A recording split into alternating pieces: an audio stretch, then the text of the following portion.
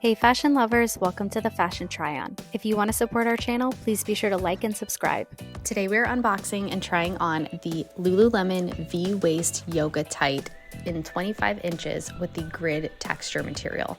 Now there are two key reasons why I think this is a game-changing legging, and let me tell you why. First, I'm going to start off with the grid texture material. Now, I am a huge fan of the Lululemon Align material, and I will exclusively buy leggings from Lululemon if they're in the Align. Now, my yoga brand allegiance was not always so linear. I did start out liking Lululemon when it first came out, but I kind of drifted away from it because of the price. That being said, I did have one pair of Lululemons that lasted probably about 10 years and the material still held up. It did dull a little bit in the color. It had a little neon yellow swoop. And if you've had those, you will know exactly what I'm talking about. But I just felt like the longevity of the item was a little bit more lasting. Nowadays, I feel like with the Align, as soon as I wash them 1 or 2 times, they start to pill and they start to look dull. Now, I don't find the same is true with the tops, which I think is interesting, and I'm just not really sure why it's so different. But I will digress to start talking about this grid material. So I was a little concerned with trying on these leggings because of the grid material, although I was entirely intrigued by this V-shape waistline.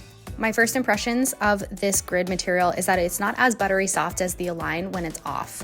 But when you put it on, it does feel very lightweight, very forgiving. It doesn't have too terribly much compression, so if that is what you're looking for, you might want to shy away from it, or you might just want to give it a try. I do know that this is on final sale now, which really just means that if you are a member, meaning if you have an account with Lululemon, you can return it in person for store credit and not just an outright return.